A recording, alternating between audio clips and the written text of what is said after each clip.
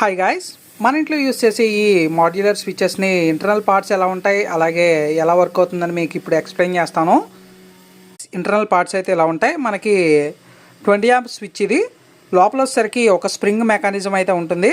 మీకు ఇక్కడ ఒక ఇత్తడి రేక్ అయితే చూడొచ్చు. ఇదేంటంటే మనకి ఒక పిన్కి అయితే కనెక్ట్ చేసి అయితే ఉంటుంది. మీకు ఇక్కడ చూసారా, ఈ పిన్కి కనెక్ట్ చేసి ఉంది, సెంటర్ పిన్కి. మనం ఎప్పుడైతే స్విచ్ ఆన్ చేస్తామో ఇంకో పిన్కి సప్లై అయితే వెళ్తుందనమాట. అది ఎలా అంటే, ఇప్పుడు ఈ పిన్కి ఈ రేక్ అయితే కనెక్ట్ చేసి ఉంది కదా, ఇక్కడ చూడండి ఈ సెంటర్లో ఈ రేక్ అయితే ఈ పిన్కి కనెక్ట్ చేసి ఉంది. ఇంకో పిన్ వచ్చేసరికి ఖాళీగా చిన్న బొడిపిలాగా ఒక రివిటింగ్ అయితే చేసి ఉందన్నమాట. లోపల మీకు ఇక్కడ చూస్తే సెంటర్లో అక్కడ ఏమీ కనెక్ట్ చేసి ఉండదు. మీరు ఎప్పుడైతే ఈ స్విచ్ చేస్తారో ఈ రేక్ వెళ్ళి దానికి టచ్ అవుతుంది. అంటే ఇటు ఇలా సప్లై వెళ్ళి మళ్ళీ ఇటు నుంచి ఇటు వచ్చేస్తుంది అనమాట.